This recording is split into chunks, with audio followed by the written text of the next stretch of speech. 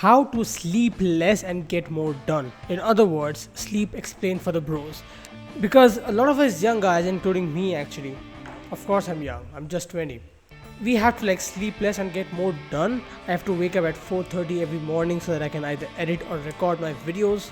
Not like right now. You might be seeing some noise and I'm completely sorry for that, but right now the time is, where's my phone? I'm gonna show the time to the camera. Wait. Yeah, the time is 3:32 p.m. and it's p.m. not a.m. So there's gonna be a lot of noise. But I'm gonna try and explain it as best as I can. So let's look at the table. I've made a little scale over here from 12 to 5 a.m. Yes, this is the frame that's starting from like 12 a.m. to 5 a.m. We're gonna sleep at 12 a.m. and then we're gonna wake up at 5 a.m. This is the goal or whatever, like this is the standard that we're gonna follow to explain everything else. We're gonna take another pen. Yeah, I love these pens, man. Chances are, if you know anything about sleep, you will have a very wrong idea of it. You think sleep starts somewhere around here and you're gonna wake up at like 5 a.m. and so your sleep looks kind of like this, right? It looks kind of like a U. What does this U mean? You slowly get deeper into sleep. So this is when you are at your shallow sleep. You have just fallen asleep, and then you go deeper towards the middle, and you sleep your deepest at around the central sections. So for this graph, it's 2 a.m. to 3 a.m. This is where you sleep deeply, and then after that you move up and shallower towards the time when you wake up 5 a.m. This is the concept which everybody has, and it is completely wrong.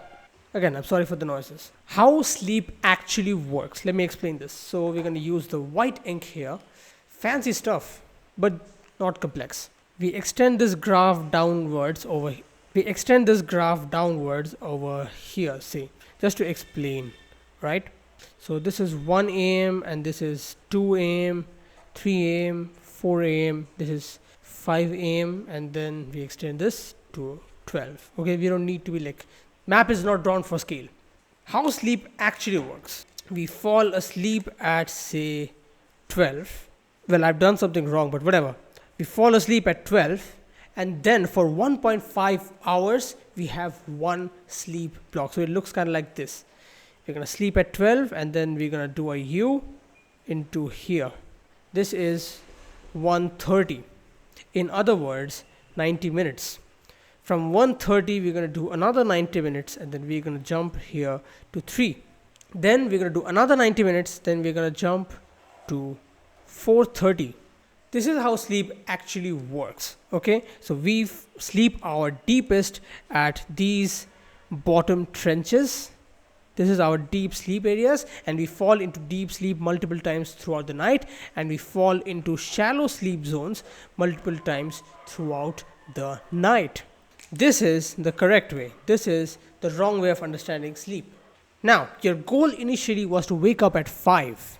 But with this sleep cycle, as you can see, your sleep is at your shallowest at 4:30, not 5. Let's actually extend the sleep cycle out a little bit more. So we're going to extend it out like this, and then it's going to end at, I don't know, I'm not good at maths. So it's going to end at 6. It's going to end at 6 a.m. instead of 5.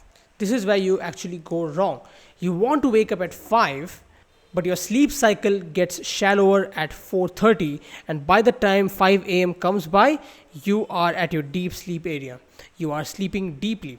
And when you try to wake up at 5 and force yourself to get up, what happens is you lose out on a lot of productivity because you feel drowsy, you feel groggy, you don't feel good and active, right?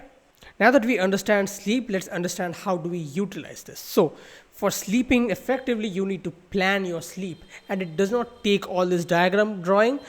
Again, I'm truly sorry for the noise. You don't need a diagram to plan your sleep out. This is just for me to explain to you, but you can look at a clock and kind of have an idea about how to plan your sleep. Grab your pen. I'm going to grab my marker. I'm going to grab the white marker. Say you don't actually change your goal of waking up at 5 a.m., right? Let's extend this graph out a little bit more. So extend that out like this. Likewise, we just extend the graph And very interestingly, we will actually extend this graph this side as well. So now this is going to be 11 p.m., 12 p.m., 1 a.m. and 5. Your main goal of waking up at 5 a.m.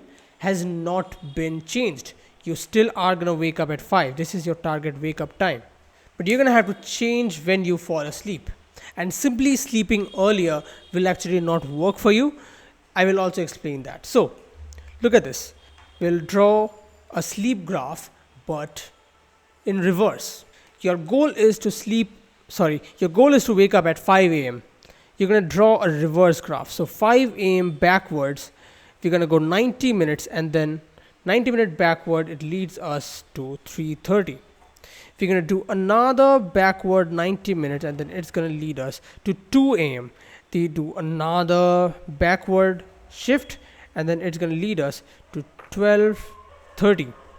And let's do another backward cycle, and then we're going to reach 11. There's a difference. Earlier when I drew this exact thing, I made the diagram this way, okay? In real life, you will have to start at your wake up time, your target wake up time, and move backwards like this.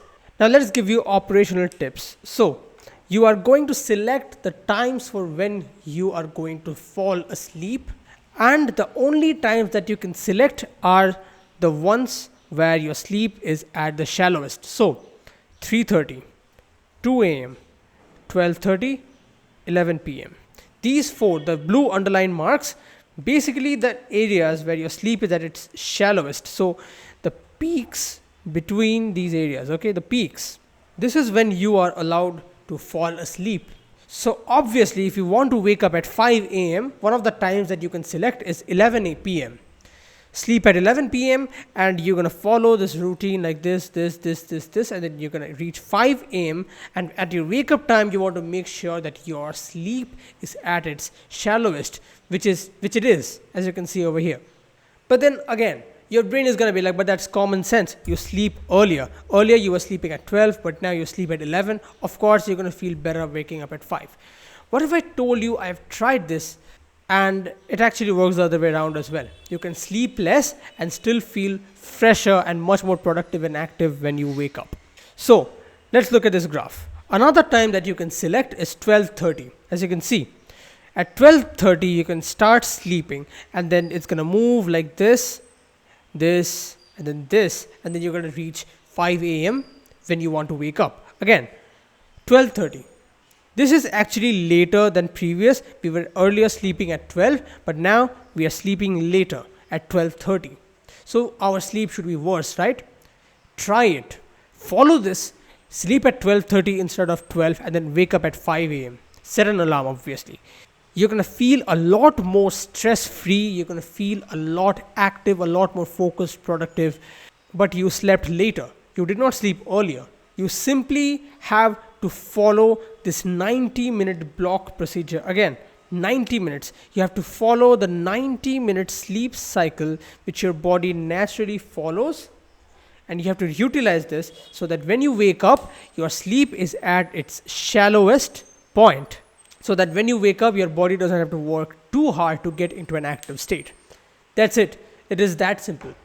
Every night before going to sleep, you just look at this and be like, okay, there's like only 12:30 and 11, like based on your wake up times, right? So I wake up at 4:30. The cycle for me is going to look more like this one. As you can see, at 4:30, this is at its shallowest. If I want to wake up at 4:30, I can select the times from 3 a.m. to 1:30 and then 12.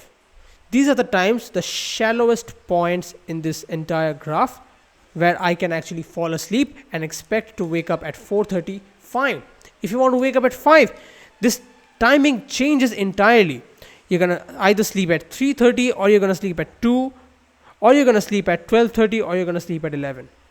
You're not going to sleep at 12 because that is the sleep cycle that will lead you to 4:30.